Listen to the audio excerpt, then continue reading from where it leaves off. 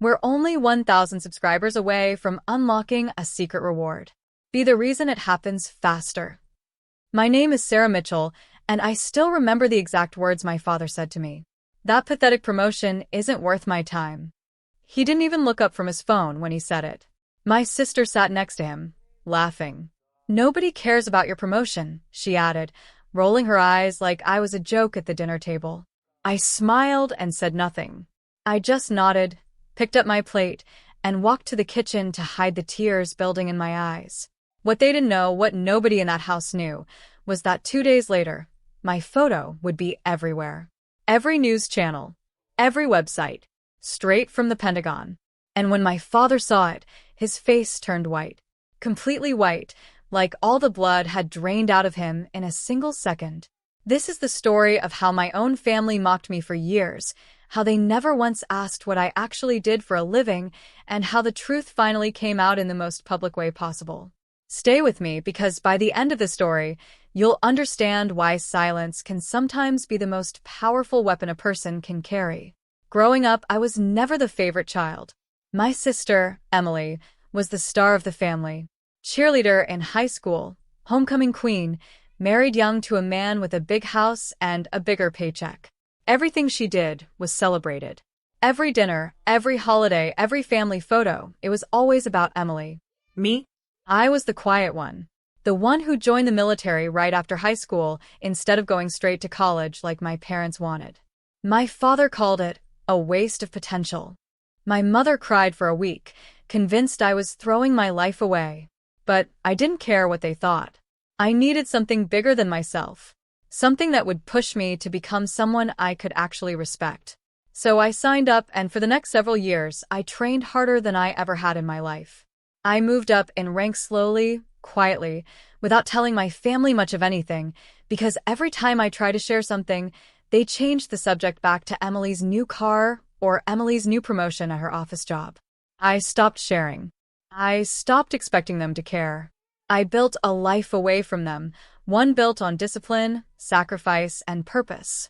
But no matter how far I went, there was always a small part of me that wanted my father to look at me, just once, with something other than disappointment. That night at dinner was supposed to be different. I had just been selected for one of the most important assignments of my career, a promotion that only a handful of people in my entire division would ever receive. It wasn't just a title. It was recognition from the highest levels of leadership. I had worked toward this moment for years, missing birthdays, missing holidays, pushing through training that broke people twice my size. I wanted to tell my family. I wanted, just once, for them to be proud of me. So I sat at that table, took a deep breath, and said it. I got promoted. It's a big deal. I wanted you all to know. Silence. Then my father looked up from his phone, barely glancing at me, and said the words that would replay in my mind for weeks. That pathetic promotion isn't worth my time. He went right back to scrolling. My sister laughed. That same laugh she always used when she wanted to make me feel small. Nobody cares about your promotion, she said, waving her hand like she was swatting away a fly. My mother said nothing. She just kept eating, avoiding my eyes the way she always did when things got uncomfortable. I didn't argue. I didn't explain. I simply stood up, thanked them for dinner, and left. But inside, something shifted.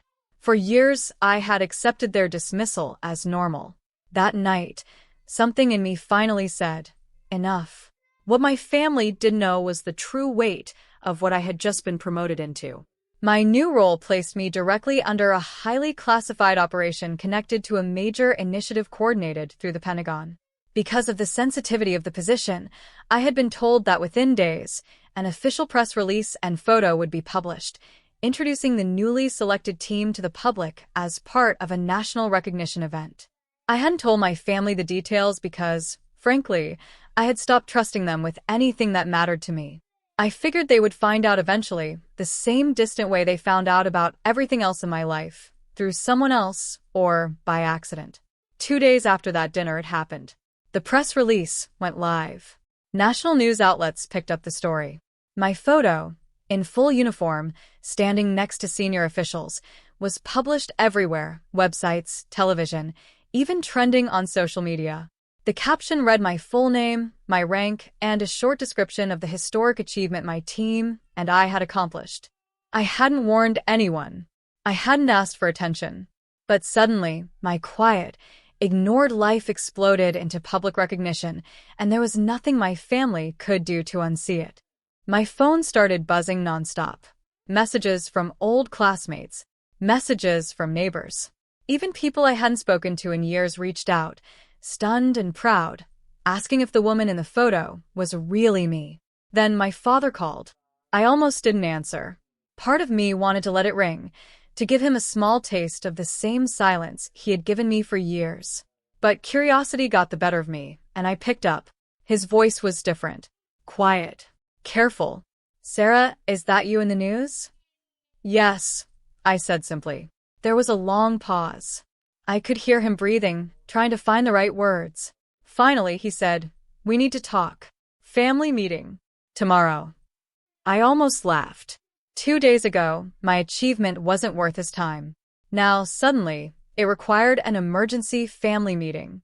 I agreed to come, not because I needed their approval anymore, but because I wanted to see, with my own eyes, how they would try to explain themselves. I walked into my parents' house the next morning with my head held high. I wasn't the same quiet daughter who used to shrink at that dinner table. I had spent years building confidence through discipline and hardship, and none of that disappeared just because I was back in this house. The moment I stepped through the door, I saw it. My father's face turned white, completely pale, like he had seen a ghost. He stood there, staring at me, then glancing at the muted television where my photo was still being replayed on a morning news segment. My sister, who usually had something sharp to say, was silent for the first time in years. My mother's eyes were filled with something I hadn't seen before. Not pride exactly, but shame. Deep, uncomfortable shame. "Why didn't you tell us it was this big?" my father finally asked, his voice shaking slightly. I looked at him calmly and said, "I did tell you. 2 days ago. At dinner. You said it wasn't worth your time." The silence that followed was heavier than anything I had ever felt in that house. I could have let it go. I could have accepted an apology and moved on, pretending the last several years of dismissal didn't matter. But something in me needed them to understand exactly what they had done, not just that one night, but for years. "You've spent my whole life comparing me to Emily," I said. "Every achievement I had, you brushed aside. Every time I tried to share something important, you changed the subject. I stopped trying to make you proud a long time ago because it never seemed to matter what I did." My father opened his mouth to argue, but nothing came out. My mother finally spoke, her voice trembling. "We didn't know how important your job was. You never really explained it." "I tried," I said. "But you were never listening. It took the entire country seeing my face on the news for you to finally ask questions." Emily, for the first time in her life, looked genuinely uncomfortable. "I'm sorry," she whispered. "I didn't think it was real. I thought you were just doing some random job." "That's the problem," I said. "You never asked. You just assumed I didn't matter." I didn't scream. I didn't storm out. I simply let my words settle in the room, giving them space to actually feel the weight of what they had done for years. My father sat down slowly, rubbing his face with his hands. "I'm ashamed," he said quietly. "I built you up to be less than your sister, without even realizing it. And when you finally succeeded at something incredible, my first reaction was to dismiss it, because that's what I had always done." It wasn't the apology I had dreamed about as a teenager. It was messier, more honest, and far more real. There was no dramatic music playing in the background, no perfect words that fixed everything instantly. Just a family finally forced to confront years of quiet neglect. I told them the truth. "I don't need your approval to know my worth. I earned this promotion through years of sacrifice, and I'll keep earning things whether you notice or not. But I deserved better than being mocked at that table." My mother reached for my hand. "You're right," she said. "We failed you." In the weeks that followed, something shifted in my family, slowly, imperfectly, but genuinely. My father started asking real questions about my career, not out of obligation, but out of actual curiosity. He watched interviews related to my division. He even kept a small printed copy of that news article in his wallet, something my mother told me about months later, almost like he needed proof to remind himself of who I had become. Emily and I had several long conversations, some uncomfortable, some healing. She admitted that she had always felt pressure to be the perfect daughter, and somewhere along the way, she had learned to feel better about herself by making me feel smaller. It wasn't an excuse, but it was an explanation, and for the first time, I understood a little of where her behavior came from.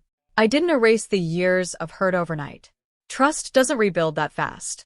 But for the first time in my life, I felt like my family actually saw me, not the quiet daughter they dismissed, but the woman I had worked so hard to become. Looking back, I've realized something important. Recognition from the people we love matters, but it should never define our worth. For years, I let my family's silence convince me that my achievements didn't matter. I was wrong. My value was never tied to their applause. Sometimes the people closest to us are the last ones to see our strength, not because we lack it, but because they're too distracted by their own expectations to notice. And sometimes, the truth has a way of revealing itself, whether we announce it loudly or simply keep moving forward in silence. If there's one thing I want you to take from my story, it's this: don't wait for the world to validate your worth before you believe in yourself. Keep building. Keep growing. Because one day, the truth always finds its way to the light, and when it does, it speaks louder than any words ever could. Thank you for watching. If this story touched you, don't forget to like, subscribe, and share your thoughts in the comments below.